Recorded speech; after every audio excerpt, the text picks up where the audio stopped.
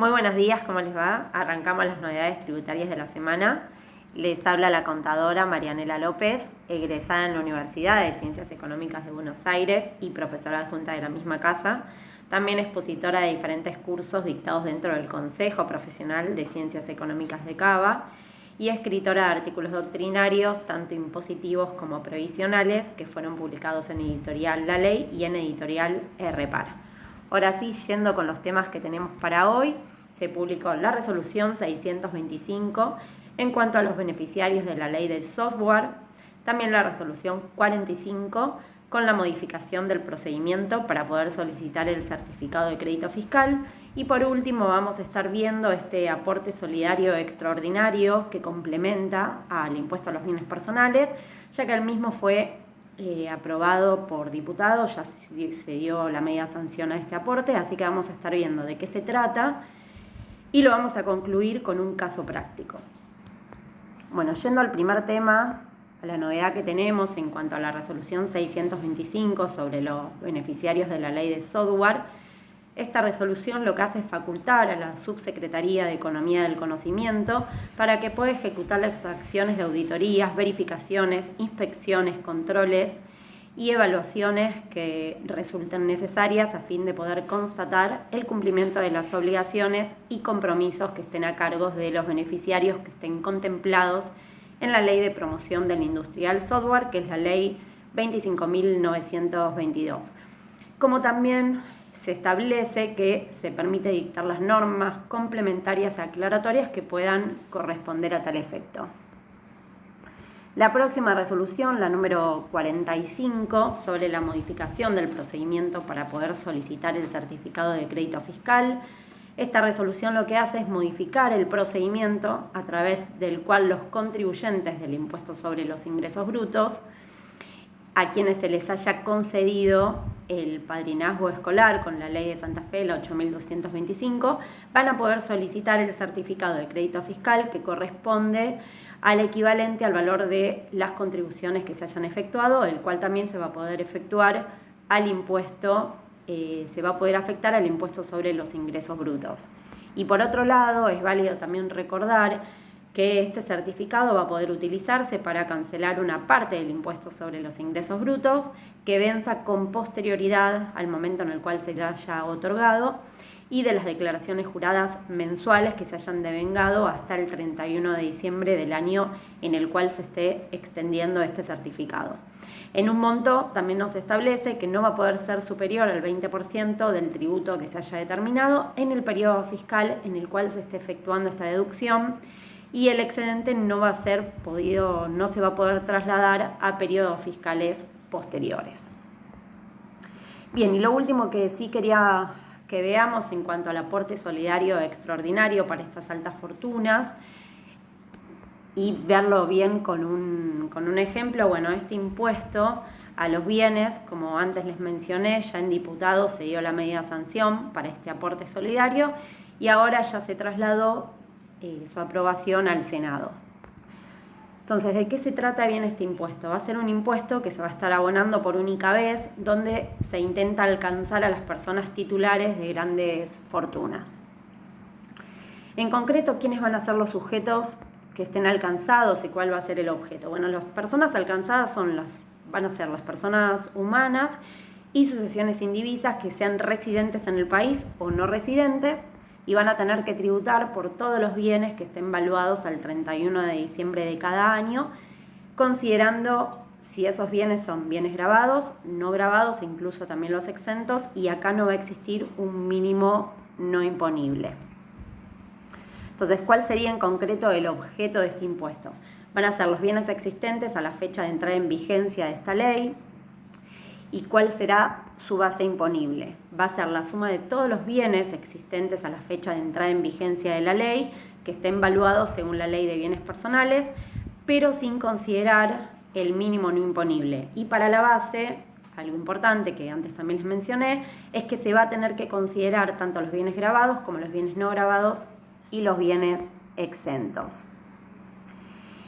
Se estima en este caso que también va a haber repatriación de fondos, como se estableció este año para la liquidación del impuesto a los bienes personales. ¿Cuál será este porcentaje de repatriación?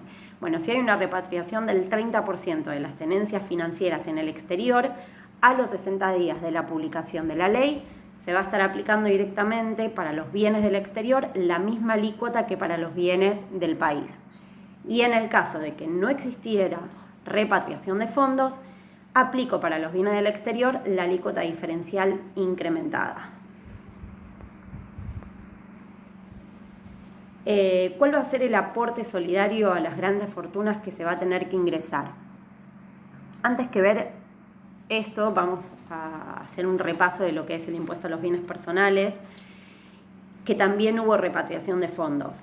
Con el decreto 99 del 2019 se estableció que aquel contribuyente que tiene bienes en el país como bienes en el exterior, y en el caso de que no se hiciera una repatriación de fondos, por los bienes del exterior se le estaría aplicando una alícuota diferencial incrementada por esos bienes.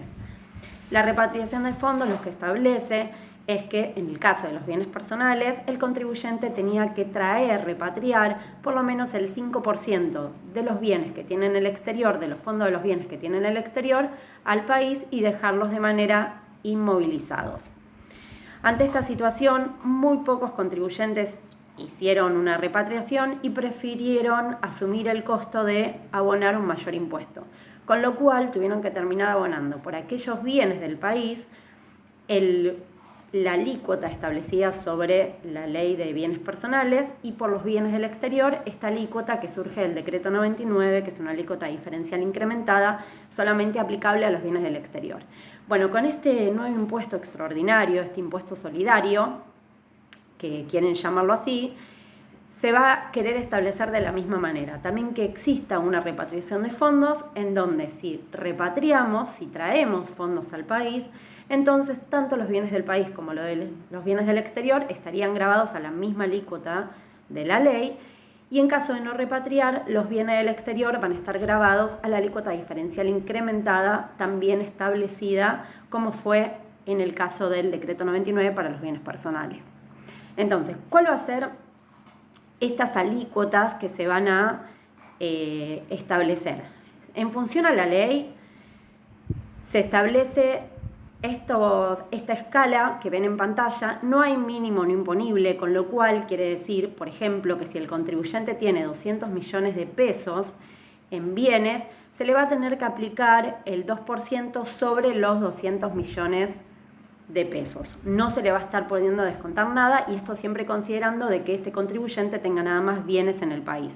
En el caso de que el contribuyente tenga también bienes en el exterior, vamos a tener que considerar para los bienes del exterior una alícuota diferencial incrementada, que es la que aparece ahí en pantalla.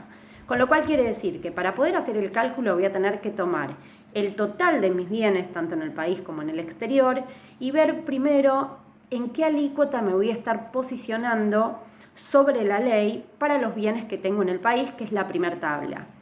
Y en la segunda tabla voy a tomar también el total de mis bienes del país y del exterior para ver en qué alícuota voy a estar cayendo, y esa alícuota lo aplicaría únicamente sobre los bienes del exterior.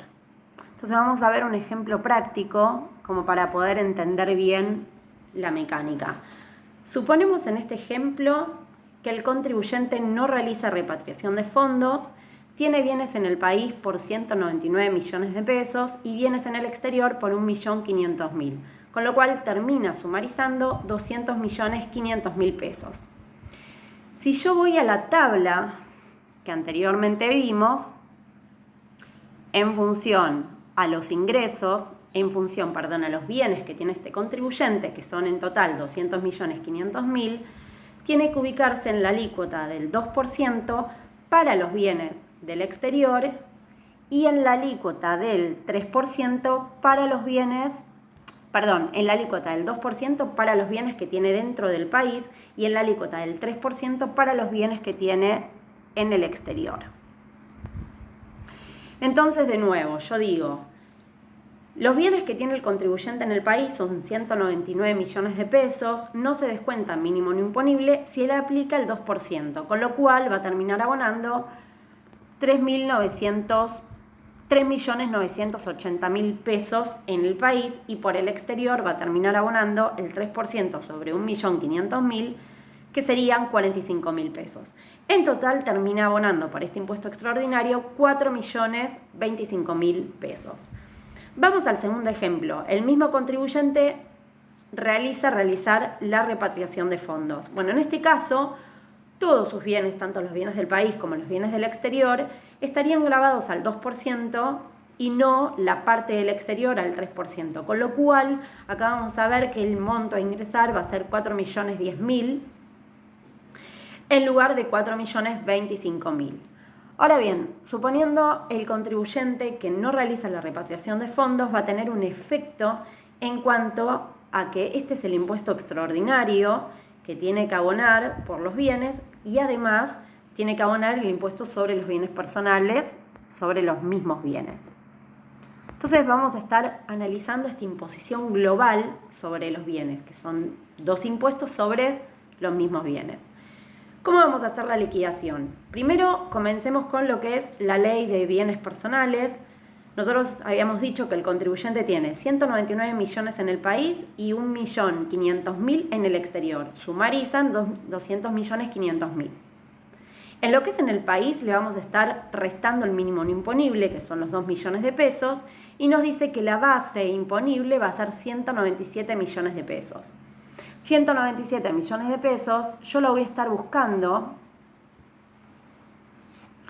en la tabla según la ley y vamos a ver que estaría gravado al 1,25%, que es la tasa variable, sobre la diferencia entre lo que a mí se me estableció que era como base imponible 197 millones de pesos, menos los 18. Ahí me fui de tabla, vamos directamente a la tabla, ahí está. Con la diferencia de 18 millones de pesos. A esa diferencia le aplico el 1,25% y luego le voy a estar sumando 156.250 pesos. Con lo cual quiere decir que para los bienes del país en bienes personales termina abonando 2.393.750 pesos. Ahora vamos a lo que es los bienes del exterior. Para ver los bienes del exterior tenemos que tomar el total de nuestros bienes sin considerar mínimo no imponible, o sea, 200.500.000. Voy a la tabla nuevamente, pero ahora me estoy yendo a la tabla del decreto 99 y van a estar grabados los bienes del exterior al 2,25%. Con lo cual, si mis bienes del exterior es 1.500.000, le voy a aplicar el 2,25% y me va a terminar dando por los bienes del exterior el impuesto 33.750.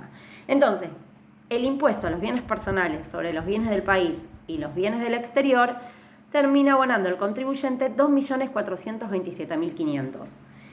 Además, tenemos el impuesto extraordinario, que es este aporte solidario, que era lo que habíamos visto en el ejemplo anterior, en lo que es para los bienes del país aplicaba el 2% y para los bienes del exterior el 3%, con lo cual habíamos dicho que por este impuesto para los bienes del país abona 3.980.000 y para los bienes del exterior 45.000.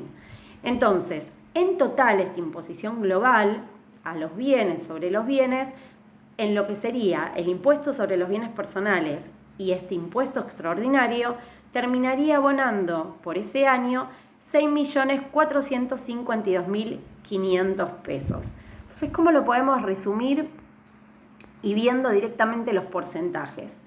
Si dijimos que para la ley de bienes personales aplicaría el 1,25%, para los bienes del exterior el 2,25%.